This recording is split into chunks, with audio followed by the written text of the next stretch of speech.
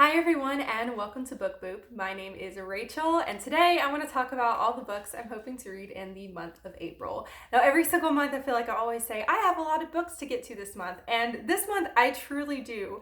The reason is I thought it would be fun to go through the list of books, a long list of books that I want to read that are on my Goodreads list, and just sort them to see which books on that list were the shortest. So I decided to pick a whole bunch of books that are either like novella length or pretty darn short, or graphic novels, things like that, some shorter books to see if I can get to a lot of books in the month of April, and possibly some ones that I could finish within a day because I thought that would be fun. Another thing I think that would be fun, I'm not 100% sure I'm going to do this. We'll see how I feel about it and if I end up doing it. But I thought it'd be fun to pick a week during the month of April where I read a book a day, or try to, and do a daily vlog every day and like post a video every single day for a week, or like at least for like 5 days of that week. And just having like little mini reviews and talking about like what book I read that day. I think that might be kind of fun. I might try to do that, but if anything, I've got a lot of short books to read, and I'm excited to have that satisfaction of reading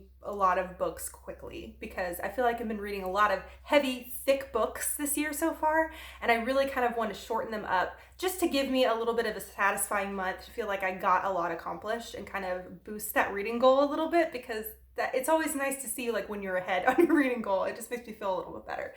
Most of these books are books I'm going to be reading on my Kindle or borrowing from my library, so a lot of them I'm going to be showing pictures of the covers right now, and I have a couple books that I actually own that I have physically. So let's go ahead and jump in after that very long introduction. So first of all, I read the T-Dragon graphic novel book by Katie O'Neill last year, and I did really enjoy it. I know there are two more within the series, and both of them my library has. I have them on hold at the moment. The first one, or the second book after the T-Dragon Society, the first graphic novel, is the T-Dragon Festival.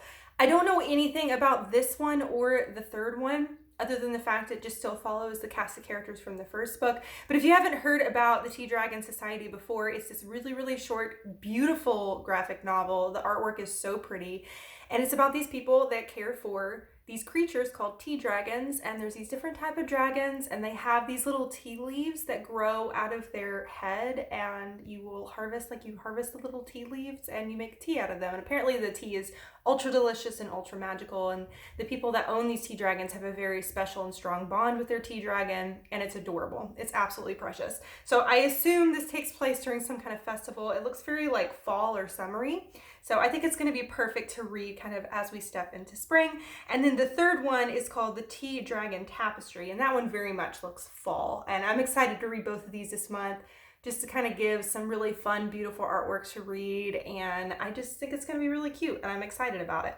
I'm wondering if they're just as short as the first one, because the first book is crazy short.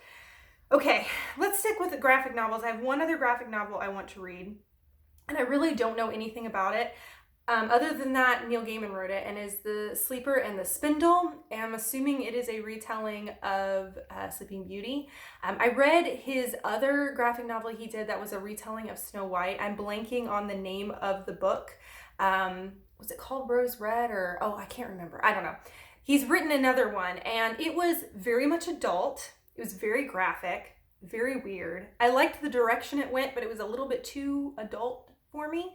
This one may also be just as adult, I'm not sure, but I really don't know anything about it, and I really like the artwork in the last one. I don't remember if this is the same artist that's doing this one that did the last one, but I don't know. I figured I'd give it a go. I've had it on my TBR for a really long time. I know obviously graphic novels tend to be read a lot quicker, so I thought it'd be a fun one to put on this list. But speaking of Sleeping Beauty and retellings, there's actually another Sleeping Beauty retelling that I have on this list here. It is a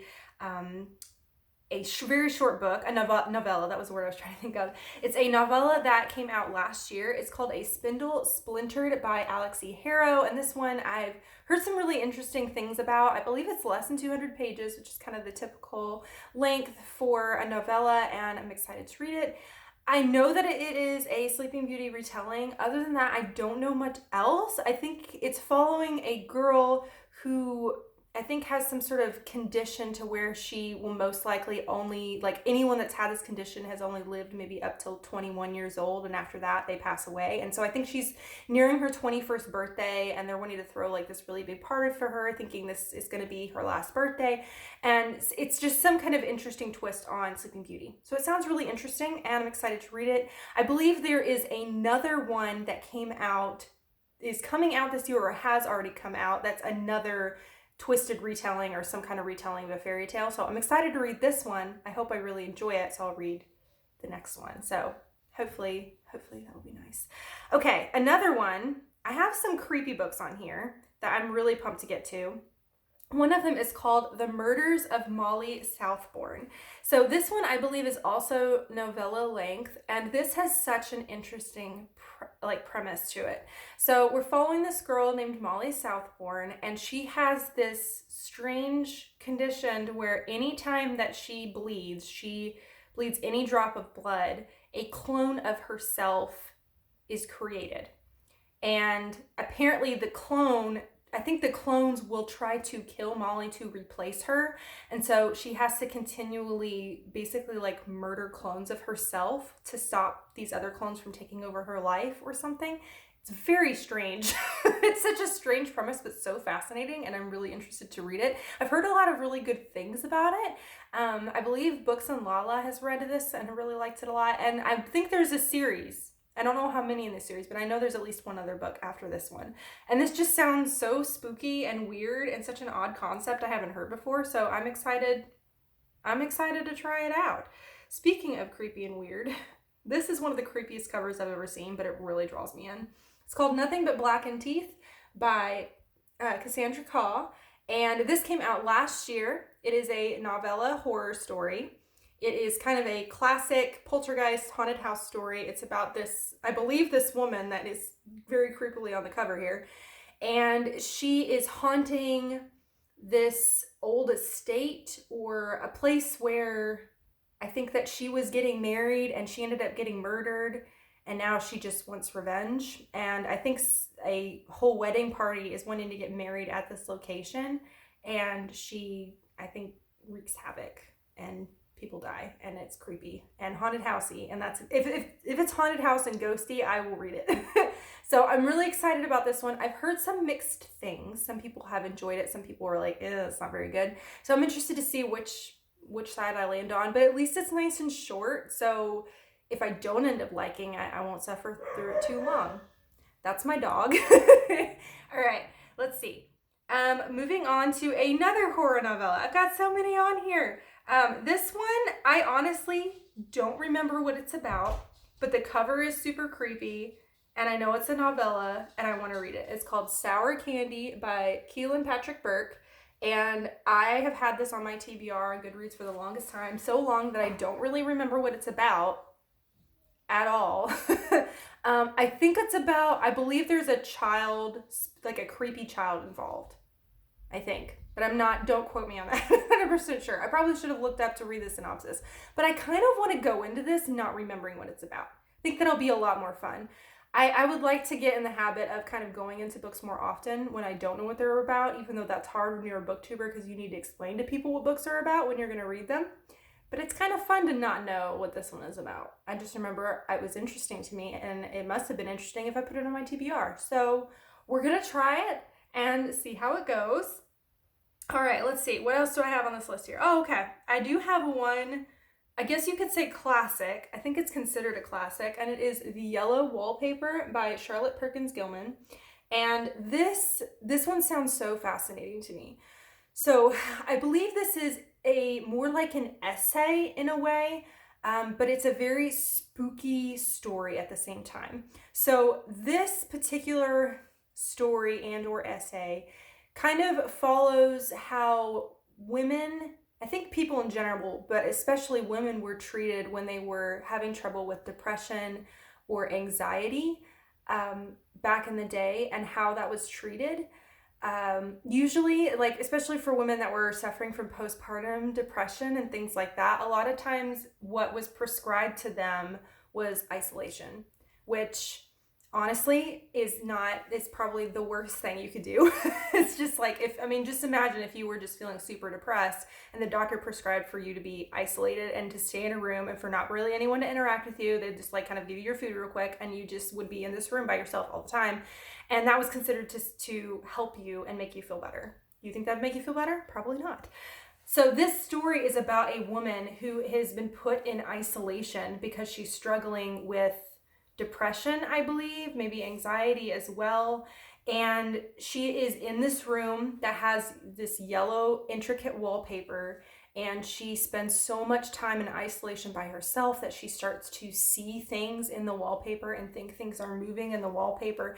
And it's supposed to be sort of a study on what people went through when they went through this kind of treatment, and how obviously it wasn't the kind of treatment that should have been given to people that were struggling with things like this. And so it sounds really interesting. It's supposed to be really spooky and just a little disturbing and creepy, but it's short. I know it's a very, very short book, but I've been interested to read it for a really long time. I don't know how heavy hitting it's going to be because I also struggle with depression and anxiety, thankfully not to a debilitating level anymore. But this might sit a little bit heavy with me, but we'll see. But I'm excited to give it a try. I think it's going to be really interesting. Okay, I think I just have one more book on this list here that's on the covers on my Kindle here. The last one is a little bit of a longer book.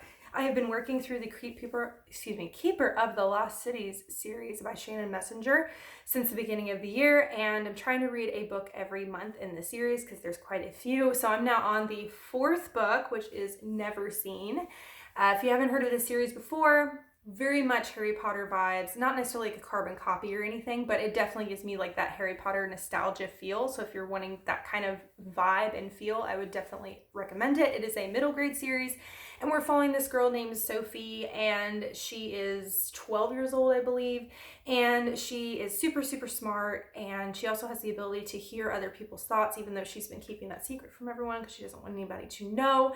And she just feels very isolated and feels like she just doesn't fit in anywhere. And then she finds out that she's not even human and that she's actually an elf, and she gets whisked away to kind of this other world where she starts to go to a magic school and learn how to hone the abilities that she has. And there's way more to it than that, but it's really fun. It's magical. It's honestly very intense as well. There's some moments that get super intense and heavy hitting, but there's a lot of fun moments as well, and it's just a really good series. I am loving it, and I'm excited to keep continuing the series and watch these characters grow. It just reminds me of Harry Potter so much, in that, not just because of the magic school, because we're following Sophie and she's growing up and she's just developing and learning more about this new world that she's a part of, and then she's just also really having to grapple with heavier and heavier things as she gets older, and it's just really fun to see her journey. I think it's a lot of fun to watch that. Okay, let's go ahead and move on to the 2 physical books that I have here that I'm hoping to read. One of them, it feels like a brick. It's not like massive, but I don't know what they made it out of, but it's really heavy. It's called the Trilogy of Two by Juman Malouf. I apologize if that completely butchered that name. This is a book that I have had on my TBR for years upon years upon years, and I finally got a physical copy of it, and I need to get to it. I really need to get to it. It sounds really fascinating to me. It's about these twin girls, and they have the ability to, they're just really good at playing music, but their music has magical properties to it, and they both are orphans and are living in a circus, and they perform in the circus until their magic starts to grow more to where they're having problems, like when they perform, like people in the audience start levitating and like all this magical stuff starts to happen, kind of running rampant around them. And because of that, people start to notice, and then some people start coming after them, and they have to go on a journey to figure out where they came from and why they have these magical abilities and those kind of things. So I think it sounds really, really cool. I love the artwork in the front. I think there is some artwork in the inside as well, if I'm remembering right. But I'm really, oh yeah, there's some artwork here and there within the story. So it looks really, really cool. I'm excited to read it and finally get to it because I've had it on my TBR for years. So it needs to happen. I need to get to it. Lastly, this is an exciting one because I feel like I've been working on this series for a really long time, and I finally need to read the last book, and that is The Storm of Echoes by Christelle Dabos. This is the 4th and final book in the Mirror Visitor series. These are chunkers, but they read pretty quickly. I am excited to see where this ends up. I'm also very, very nervous because I've heard a lot of people really like books 1 through 3, and then 4 is a letdown. So I'm going into this book with very low expectations. I'm trying to.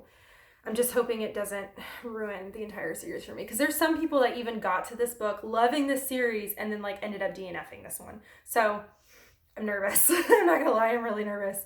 If you haven't heard about this series, we are following this girl who lives on, there are these different spires and floating spires in the world, and each spire is a group of people that usually have some kind of special ability. The girl we follow, she lives on a spire where people have the ability to interact with objects, either to animate them or to read the object, which is what our girl is able to do. I apologize, I say our girl, I can't remember her name off the top of my head because I'm terrible with names. It's so bad. But she's able to read objects, so she can touch an object and see its history and see where it's been and who has had it and what things have happened around that object. She's also able to travel through mirrors as well. She's considered a mirror visitor. So she's able to travel from one mirror to the next to different places. And she ends up in a marriage of convenience between her, not marriage of convenience, sorry, a politically arranged marriage between her and someone that lives on a different spire. This spire, there's a lot of political intrigue, there's a lot of weird stuff going on, and there's just this whole conspiracy with all the spires that we end up getting revealed, and it's just, it's hard to explain, and it's a big mess, and I don't want to go too far into it because this is the 4th book, and a lot has happened since the 1st book. A lot happens in these books. So I have no earthly idea where it's going to go in this one. I have not read the description for this one at all because I don't want to be spoiled for anything. I just want to go in with low expectations, hoping that it's better than I'm hoping it will be, and I hope it ends in a way that I at least like some.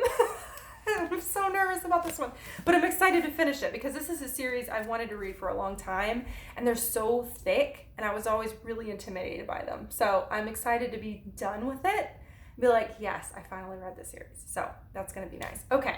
I've been talking for almost 20 minutes now. As you can see, there's a lot of books that I'm planning to read in April. I'm really excited to get to some nice short books and some graphic novels too. I haven't read graphic novels in a while, so I'm looking forward to getting to some of those.